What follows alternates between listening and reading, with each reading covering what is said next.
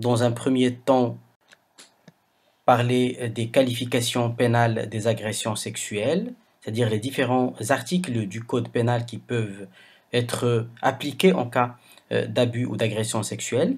Puis nous avons discuté de l'entretien, de l'anamnèse avec une femme ou une jeune fille ou un enfant qui se dit victime d'abus sexuels. Nous avons aussi abordé ce qu'on peut retrouver à l'examen clinique et comment conduire cet examen clinique. Maintenant, on va parler des éléments de la prise en charge médico-légale avant d'aborder les éléments de la prise en charge médicale, bien sûr, et donner à la fin, après une conclusion, donc quelques liens vers une bibliographie utile. Bien, donc, la prise en charge médico-légale nécessite une documentation et une collecte des preuves médico-légales. Alors, c'est quoi la documentation? La documentation, c'est tout simplement garder une trace des données colligées lors de la consultation médicale. Alors, cet enregistrement, qui n'est pas un enregistrement audio ou vidéo, bien entendu, c'est-à-dire c'est juste une, euh, une consignation des données de la consultation médicale dans un dossier médical qui va englober tout ce qui a été dit par la victime et son entourage dans leurs propres mots, hein, lorsqu'il s'agit par exemple d'un enfant, les mots utilisés par l'enfant pour verbaliser l'abus sexuel est d'une importance capitale, mais aussi on met dans ce dossier tout ce que le médecin a constaté et tout ce qu'il a fait aussi comme soin, comme prélèvement pour la victime. Alors, ce dossier médical doit comprendre l'identité de la victime, de son représentant légal, le consentement obtenu auprès de la victime si elle est majeure, auprès de son représentant légal si elle est mineure ou si elle est une majeure incapable, c'est-à-dire qu'elle a des troubles psychiatriques, un retard mental par exemple. Alors ce consentement doit être obtenu par rapport aux différentes étapes de la prise en charge. Donc on doit obtenir le consentement pour l'examen clinique, pour la prise de photographie par exemple lors de l'examen, pour la réalisation de prélèvements à visée médico-légale, pour le signalement judiciaire. Donc à chaque étape, ce consentement il doit être obtenu auprès de la victime. Une victime peut par exemple demander juste une prise en charge médicale, mais ne pas vouloir donner suite à son affaire, suite judiciaire à son affaire, et donc on doit respecter ses volontés et on se limitera bien sûr à assurer une prestation médicale tout en gardant une trace de son passage dans notre cabinet ou dans notre service, parce qu'il se peut qu'elle changera d'avis plus tard et qu'elle voudra récupérer un certificat médico-légal. Alors on peut toujours l'établir a posteriori par rapport à une consultation et des constatations qui ont été faites précédemment. On va recueillir aussi les antécédents et le récit de la victime par rapport à son agression sexuelle. On consignera dans le dossier les données de l'examen clinique et aussi les résultats des prélèvements qui ont été réalisés, les prélèvements aussi bien à visée médicale ou à visée médico-légale, on va les détailler tout de suite, le traitement qui a été prescrit, des schémas corporels dans lesquels on consigne les lésions et leur nature, et les photographies bien sûr qui ont été prises, qui documentent les lésions que nous avons constatées. Cas échéant. Voilà donc les schémas corporels qu'on utilise par exemple pour un enfant. Ici on met bien sûr sur le corps, on met les différentes lésions constatées, somatiques ou aussi gynécologiques, ici au niveau de l'hymen par exemple, au niveau de la vulve. Chez une femme, la même chose. Vous voyez, donc ça permet de situer la lésion d'une manière précise. Comme ça, si jamais il y a un témoignage par la suite qui nous est demandé au tribunal, on a toujours des éléments de la prise en charge médicale et médico-légale qui sont à notre disposition. Alors les prélèvements médico-légaux qui pourraient être réalisés vont avoir pour but d'identifier l'agresseur, bien sûr par le biais des empreintes génétiques. On peut aussi démontrer une soumission chimique, si jamais la victime nous a fait un récit dans lequel il y a une probabilité ou une possibilité qu'elle soit victime d'une soumission chimique. Par exemple, elle rapporte que, en compagnie de l'agresseur, elle lui a présenté un jus, une boisson, quelque chose à manger, à la suite de quoi elle aurait perdu connaissance ou elle aurait sombré dans un sommeil profond. Donc là, on suspecte une intoxication, une soumission chimique. La recherche du sperme qui va nous permettre, surtout pour un enfant, d'apporter la preuve d'un abus sexuel, parce que la présence de sperme justement chez une jeune fille ou sur ses vêtements est une preuve donc de contact sexuel qui est qualifié directement d'agression sexuelle. Chez un adulte, encore faut-il apporter la preuve que ce rapport sexuel n'était pas consentant. Il y a aussi des preuves indirectes d'un rapport sexuel, comme l'existence d'une grossesse ou d'une infection sexuellement transmissible. Alors ces prélèvements doivent être réalisés sous réquisition. On peut les réaliser sur démarche personnelle de la victime, mais seulement dans des centres qui travaillent en coopération avec la police et la justice. Ce sont les unités intégrées de prise en charge des femmes et enfants victimes de violences. On peut faire les prélèvements même sans réquisition, mais on les signale dans le rapport et on demande bien sûr dans ce rapport que la police se présente à l'unité pour les récupérer. Il y a bien sûr une urgence pour les réaliser, parce que la recherche du sperme ou l'identification de l'agresseur par le biais de son sperme ou par le biais de tissus laissés par l'agresseur sur le corps de la victime, d'une manière générale, eh bien cela ne souffre pas un retard. Au-delà de 3 jours, généralement, les chances d'obtenir des résultats positifs sont minimes. La nature des prélèvements peuvent concerner, comme je l'ai dit, le sperme, mais il y a aussi d'autres tissus. On peut avoir des poils appartenant à l'auteur qui peuvent être retrouvés sur le corps de la victime. Des fois, par exemple, chez un enfant prépubère, un petit enfant, on retrouve des poils pubiens d'adultes, par exemple au niveau de la région génitale, au pourtour de la marge anale, des cheveux, du matériel sous-inguéal, si la victime a rapporté la notion de griffure qu'elle a opposé à l'encontre de son agresseur. Donc il y a des chances d'avoir du matériel génétique appartenant à l'auteur sous les ongles de la victime. Les vêtements aussi, qui peuvent être tachés du sang appartenant à l'auteur, mais plus souvent de sperme, bien entendu, appartenant à l'auteur, des urines possiblement. Donc il faut absolument, dans ce cas-là, lorsqu'il s'agit d'une agression récente, faire un prélèvement et une saisie des vêtements qui vont être exploités par la police. Alors le prélèvement de sperme apporte la preuve d'un contact sexuel. Chez un enfant, c'est suffisant pour caractériser l'abus. Chez un adulte, il faut encore apporter la preuve d'un rapport non consentant. Les prélèvements doivent être réalisés le plus tôt possible. Vous voyez, donc pour le vagin par exemple, les prélèvements vaginaux, le sperme peut encore être identifiable au bout de 72 heures, mais au-delà, vraiment les chances de retrouver du sperme deviennent très minimes.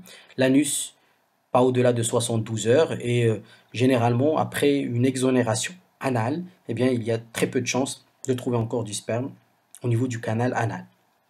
Au niveau de la bouche, là aussi, tant qu'il n'y a pas eu lavage de la bouche, donc on peut encore retrouver des éléments en lien avec le sperme jusqu'à 48 heures, mais 24 heures, déjà au-delà de 24 heures, il y a très peu de chances. La peau aussi, 24 heures, si ça n'a pas été lavé.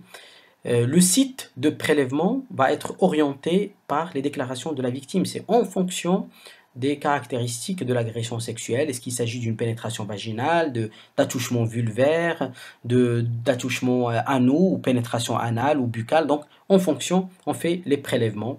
Les vêtements, si elles n'ont pas été changées par la victime et si elles se présentent très tôt après l'agression, on a intérêt à les prélever, surtout les sous-vêtements bien entendu. Les prélèvements doivent se faire sans toilette préalable.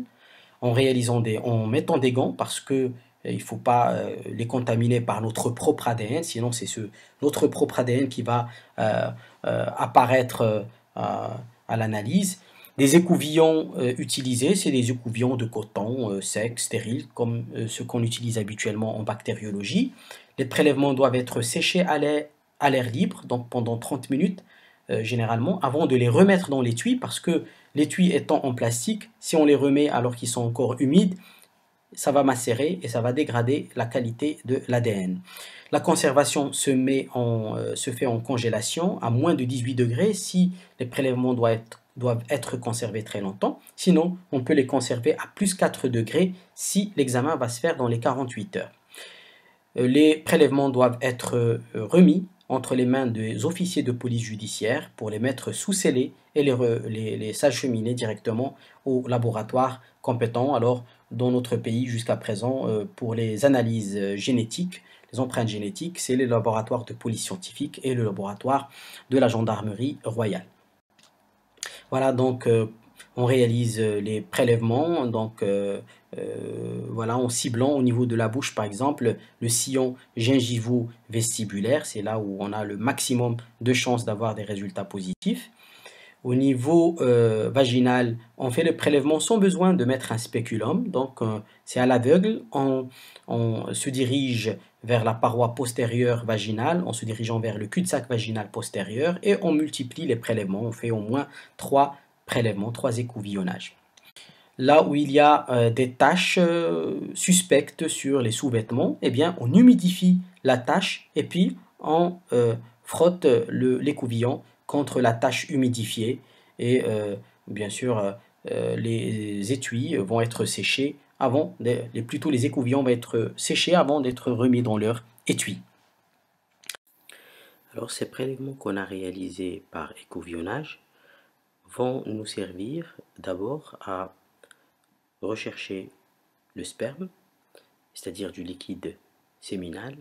Ceci va prouver déjà qu'il y a eu rapport sexuel. Cette recherche du liquide séminal peut se faire soit par mise en évidence des spermatozoïdes, donc le prélèvement va être étalé entre lamelle et coloré puis examiné au microscope électronique, ou mieux encore, on recherche des protéines spécifiques qui se trouvent dans le liquide séminal, donc des antigènes comme l'antigène spécifique de prostate, qui est connu comme marqueur du cancer du prostate, mais comme c'est une protéine sécrétée par la prostate, et donc elle se trouve dans le liquide séminal, et sa mise en évidence dans des prélèvements faits sur un enfant ou sur une femme, eh bien, veut dire qu'il y a eu rapport sexuel, il y a du liquide séminal. Alors l'intérêt de cet antigène par rapport à la mise en évidence des spermatozoïdes, c'est que d'abord vous avez des personnes qui sont azospermes, et donc on ne mettra pas en évidence des spermatozoïdes sur les prélèvements examinés au microscope électronique, alors qu'ils ont toujours un PSA existant dans leur liquide séminal. La seule condition dans laquelle il n'y aura pas de PSA, c'est lorsqu'ils ont bien sûr une prostatectomie. Mais ça, c'est extrêmement rare, bien sûr, dans la population générale et dans la population des agresseurs en particulier. Et puis aussi la protéine PSA, et comme c'est une protéine, elle persiste plus longtemps dans le liquide séminal. Donc les prélèvements seront positifs au-delà de 24 heures, alors que pour les spermatozoïdes, il est très difficile de les mettre en évidence au-delà de 24 heures. Et puis ces mêmes prélèvements vont servir pour l'identification génétique de l'agresseur. Donc le prélèvement réalisé, il va aussi servir pour extraire l'ADN qui pourra mettre en évidence un profil d'un homme, donc un profil génétique différent de celui de la victime et donc qui est très probablement celui de l'agresseur. Alors pour revenir au test que l'on utilise, voilà un test PSA, donc c'est une réaction immunochromatographique.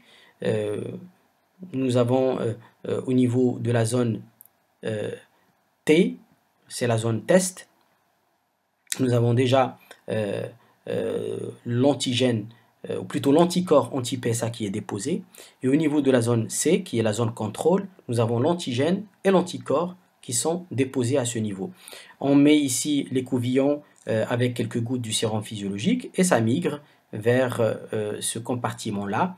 Bien sûr, lorsque le liquide arrive au niveau du compartiment contrôle, l'antigène et l'anticorps vont s'homogénéiser et ça va faire apparaître une bande colorée, ici la bande bleue. C'est systématique, c'est obligatoire, c'est la preuve que le liquide qu'on a mis ici a migré jusqu'à ce compartiment. Et donc forcément qu'il est passé par ce compartiment test où on a juste l'anticorps anti-PSA qui est déposé. Si le liquide ici contient de l'antigène, donc un antigène PSA, eh bien, on aura une réaction positive. Donc, les deux bandes colorées indiquent une réaction positive, donc la présence du PSA dans le liquide qu'on a recueilli. Une bande colorée unique au niveau de la zone contrôle et pas de bande colorée au niveau de la zone test indique donc un résultat qui est négatif. Si on n'a pas de bande colorée, le test est ininterprétable, il faut le répéter. Alors, les autres prélèvements que l'on peut faire, on peut faire le prélèvement de poils suspects que l'on peut retrouver sur la victime et qui nous semble ne pas appartenir à la victime. Les prélèvements de cheveux aussi, qui sont suspects, qui peuvent donc appartenir à l'agresseur, que l'on retrouve au niveau des vêtements ou sur le corps de la victime. Donc, si on a ces poils ou ces cheveux, on les prélève et on les dépose dans des enveloppes en papier à température ambiante. Les prélèvements sous inguéo, si on a dans le récit de la victime la notion de griffure provoquée par la victime sur l'agresseur dans sa tentative de résister à l'agression sexuelle, alors soit on racle sous l'angle avec une compresse humide que l'on va déposer par la suite dans un flacon, ou bien on coupe les angles et on recueille donc les angles coupés dans des enveloppes en papier que l'on va conserver à température ambiante. Les vêtements tachés ou même des vêtements non tachés mais que l'on peut saisir précocement après l'agression sexuelle qui a comporté la notion de pénétration par exemple vaginale ou anale. Alors les sous-vêtements plutôt sont prélevés et s'il y a des taches humides, on laissera sécher avant de mettre dans des papiers craft. Si la victime a rapporté la notion de perte de connaissance ou de sommeil après ingestion d'un produit, d'une boisson ou d'un aliment, on craint donc une soumission chimique. Si la victime se présente précocement après l'agression, dans les 3 jours, on peut faire donc un prélèvement sanguin, un prélèvement urinaire à la recherche d'alcool, de médicaments, de stupéfiants.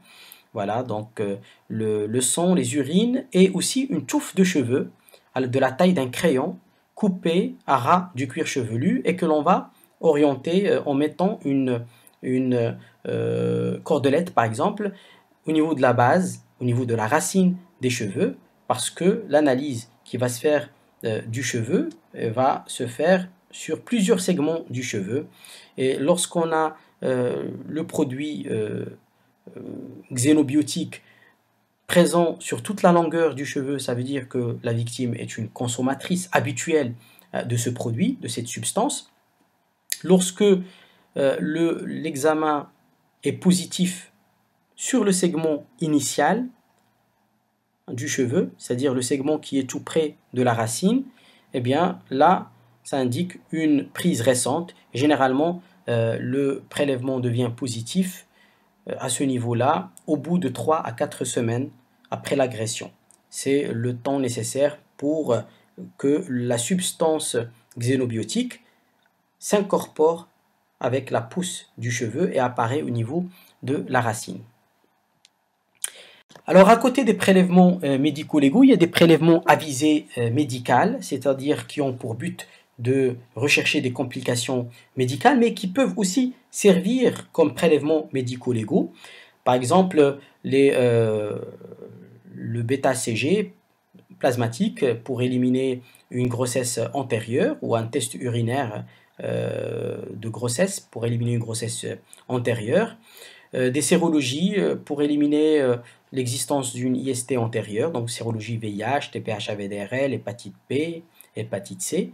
Donc ça, on le fait immédiatement après l'agression pour établir le statut sérologique de la victime d'avant l'agression et on verra s'il y aura une séroconversion par la suite qui pourra être à ce moment-là imputée à l'agression elle-même. Donc voilà, donc ce sont des prélèvements qui vont être réalisés selon un calendrier que l'on va voir tout à l'heure. Il ne faut pas oublier en cas de blessure, bien sûr le rôle thérapeutique du médecin, en cas de détresse vitale qui peuvent accompagner certaines violences sexuelles accomplies avec une agression physique associée qui peut être extrêmement grave. Donc là, il peut y avoir besoin de mesures de réanimation. On aura peut-être besoin de consultations spécialisées en fonction des traumatismes subis. Il peut y avoir un traumatisme oculaire, un traumatisme crânien, un traumatisme des membres, etc. Donc on peut faire appel aux spécialistes en cas de besoin. Les lésions tégumentaires doivent être soignées, par exemple des écorchures, des plaies doivent bénéficier d'un parage, de sutures, le cas échéant, d'antibiothérapie pour éviter l'infection. Les lésions douloureuses doivent bénéficier d'une analgésie. La victime, si elle est dans un état de détresse psychologique, on peut s'aider par des anxiolytiques ou même des hypnotiques de courte durée. Lorsque l'agression sexuelle est récente, datant de moins de 5 jours, on doit indiquer la contraception d'urgence en cas d'agression ayant comporté une pénétration vaginale ou des attouchements vaginaux avec toujours un risque possible de grossesse. Donc on peut utiliser soit le lévonorgestrel qui donc empêche ou retarde l'ovulation. Donc le lévonorgestrel en prise unique, 1,5 mg, donc c'est un progestatif donc de synthèse. Ou encore mieux, on peut utiliser l'ulipristal, donc qui a pris maintenant le relais du lévonorgestrel. L'Elawan, c'est la pilule du surlendemain. Habituellement, lorsqu'on parle du lévonorgestrel, on parle de la pilule du lendemain. C'est la pilule du surlendemain parce qu'elle reste efficace pendant 5 jours. C'est un modulateur synthétique, donc des récepteurs de la progestérone, donc il se lie avec les récepteurs de progestérone et empêche la survenue du pic du LH, de la lutéostimuline, et du coup ça empêche l'ovulation, ou au pire ça la retarde au-delà de 5 jours, et donc ça empêche une grossesse. Alors il peut être donné à n'importe quel moment du cycle, parce qu'on ne sait jamais quand est-ce que l'ovulation allait se produire. Ce n'est pas toujours au milieu d'un cycle régulier. On a vu des ovulations qui peuvent se produire n'importe quand. Et donc, il ne faut pas hésiter à donner la contraception d'urgence, quel que soit le cycle de la grossesse. On élimine une grossesse déjà existante s'il y a un retard de règles, ou alors s'il y a des signes bien sûr de grossesse, il faut l'éliminer parce que ça ne sert à rien de donner l'ulipristal s'il y a déjà une grossesse installée. Il sera d'aucune utilité. Alors il ne faut pas aussi oublier de prévenir le tétanos par rapport à des lésions qui peuvent être souillées, des lésions soit somatiques, soit des lésions sexuelles qui peuvent aussi être souillées par une charge tellurique importante. Il faut vérifier donc le calendrier vaccinal de la victime et s'il n'est pas à jour, il ne faut pas hésiter à donner une sérovaccination le cas échéant. La vaccination contre l'hépatite B, donc si l'agression date de moins de 8 jours, elle permet de limiter le risque de transmission de l'hépatite B, le cas échéant. Donc il ne faut pas hésiter à la proposer si la vaccination n'a pas été faite ou alors si elle est incomplète. Donc c'est le moment toujours de vacciner les victimes contre l'hépatite B. Et bien sûr l'encadrement de la victime sur le plan psychologique. Donc déjà il faut évaluer l'état psychologique de la victime. Si elle est dans un état de stress aigu important, il ne faut pas hésiter à la référer à une consultation psychiatrique spécialisée. Le rôle thérapeutique aussi, c'est la prophylaxie de l'infection à VIH par les antirétroviraux. Donc le ministère de la Santé met gracieusement aussi entre les mains des victimes des agressions sexuelles la trithérapie euh, comme moyen de prophylaxie post-exposition sexuelle au VIH. Donc là, on peut conseiller justement cette prophylaxie pour les victimes qui rapportent la notion d'une pénétration sexuelle, donc vaginale ou anale par exemple, surtout lorsque l'auteur appartient à un groupe à risque, donc un vagabond sexuel, un utilisateur de drogue par exemple, lorsqu'il y a un saignement, lorsqu'il y a des rapports sexuels par plusieurs personnes, donc des viols collectifs par exemple, donc lorsqu'il y a aussi un saignement au cours du rapport. Donc là, c'est des situations où il faut proposer la prophylaxie post-exposition au VIH. Bien sûr, une victime qui, malgré un risque jugé minime, insiste pour obtenir la prophylaxie post-exposition, ça aussi c'est une indication à la prescription. Pour cela, il faut référer la victime au médecin référent des accidents d'exposition au sang qui sont connus dans chaque hôpital par exemple. Eh bien, il a en sa possession bien sûr la trithérapie qui pourra démarrer après un bilan d'abord bien sûr qui élimine une séropositivité déjà existante chez la victime et puis une NFS et un bilan hépatique bien sûr pour suivre aussi les effets indésirables possibles. Lorsqu'on prescrit la trithérapie comme prophylaxie post-exposition au VIH, il faut toujours aviser dans le rapport qu'il est nécessaire de tester le présumé agresseur dès qu'il est interpellé pour justement chercher son statut vis-à-vis du VIH parce qu'on peut proposer l'arrêt de la trithérapie qui n'est pas dénuée d'effets indésirables si jamais l'auteur s'avère séronégatif par rapport au VIH.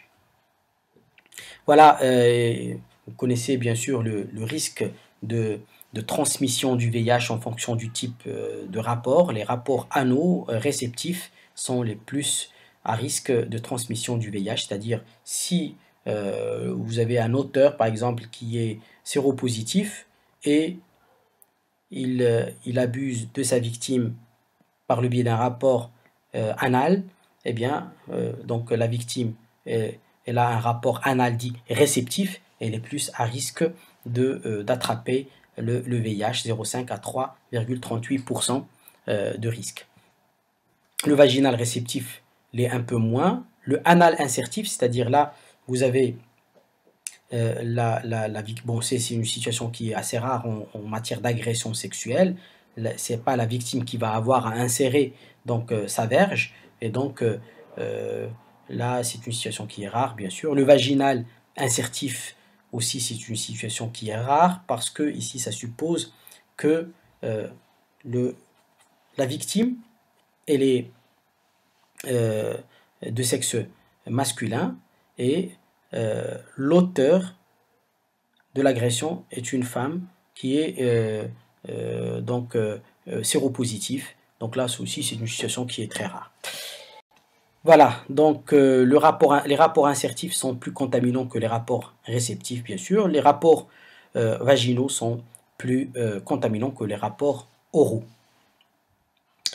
Alors, la prévention maintenant des infections sexuellement transmissibles bactériennes, en cas d'agression récente, c'est-à-dire datant de moins de 3 jours, on peut proposer un traitement présomptif. Il est dit présomptif parce qu'on ne connaît pas le statut de l'auteur par rapport à ces infections sexuellement transmissibles bactériennes. Est-ce qu'il est porteur de ces infections ou de l'une d'elles ou pas?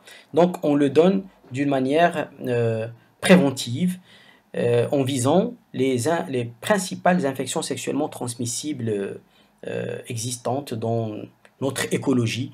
Alors il y a le gonocoque, le chlamydia trachomatis et le trichomonas vaginalis. Ce sont les germes que l'on cible en priorité, à côté bien sûr de la syphilis.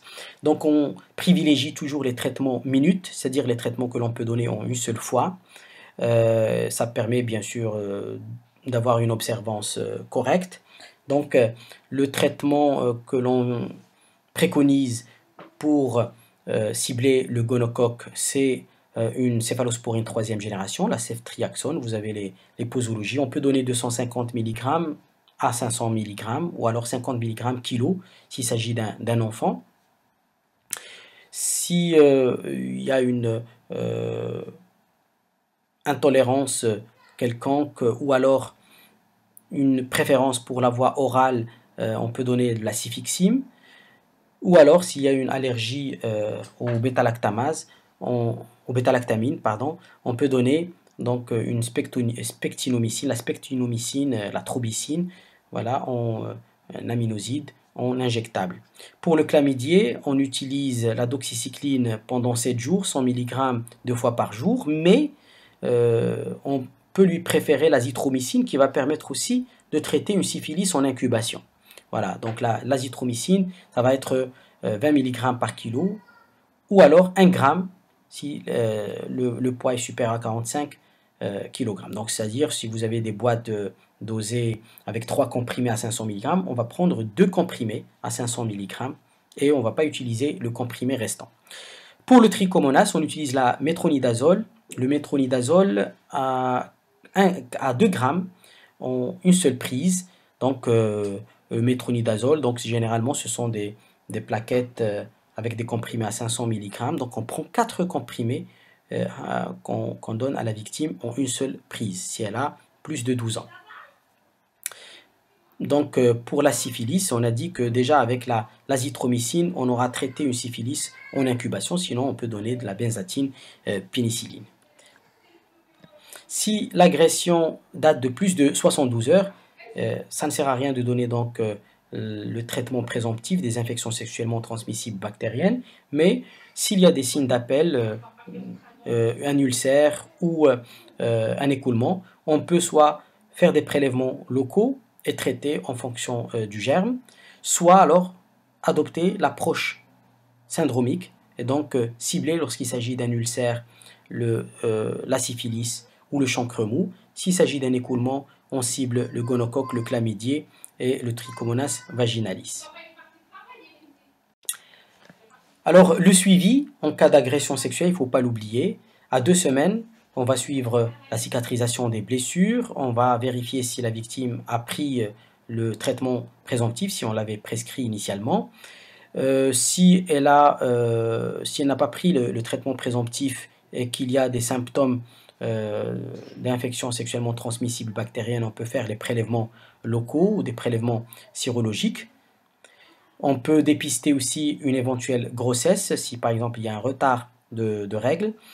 On peut aussi rappeler, on va rappeler la victime son calendrier de vaccination contre l'hépatite B. On a déjà donné la première dose, alors on va donner la deuxième dose à 1 mois et puis rappeler la troisième dose à 6 mois. Et on évalue l'état psychologique et émotionnel parce que parfois il y a un syndrome de stress post-traumatique différé qui va s'installer, qui n'était pas présent initialement. La consultation à 3 mois, elle va permettre de refaire les sérologies VIH, TPH, AVDRL et du virus de l'hépatite B pour chercher une séroconversion. On dépiste une éventuelle grossesse et on évalue toujours l'état psychologique et émotionnel. À 6 mois, on refait encore les sérologies du VIH et de l'hépatite B parce qu'il peut y avoir des séroconversions tardives. On administre la troisième dose du vaccin contre l'hépatite B et toujours, bien sûr, on évalue l'état psychologique et émotionnel. Donc en conclusion, on peut dire que la prise en charge d'une victime de violences sexuelles est une véritable urgence médico-judiciaire et une urgence médicale aussi. Plusieurs buts sont à poursuivre par la consultation en urgence d'une victime d'agression sexuelle. D'abord, un bon accueil qui est réconfortant et qui est rassurant. L'information de la victime sur ses droits et sur les démarches à entreprendre. La prise en charge médicale avec la prévention des risques infectieux, la prévention de la grossesse et aussi l'encadrement psychologique et la documentation des lésions, aussi bien somatiques que sexuelles, la documentation aussi du récit par sa transcription dans le dossier médical et dans le certificat médical à établir, les prélèvements médico-légaux qui vont permettre d'identifier l'auteur et de mettre en évidence euh, la preuve d'un rapport sexuel récent. Les unités intégrées de prise en charge des femmes et enfants victimes de violences constituent le lieu propice pour l'accueil de ces victimes parce qu'il y a plusieurs actions à entreprendre, un encadrement des victimes à réaliser, un accompagnement et une orientation qui ne peut se faire que dans des centres qui sont dédiés à cette activité. Alors je vous laisse à la fin une bibliographie, donc des références à consulter pour compléter ce cours. Et merci de votre attention.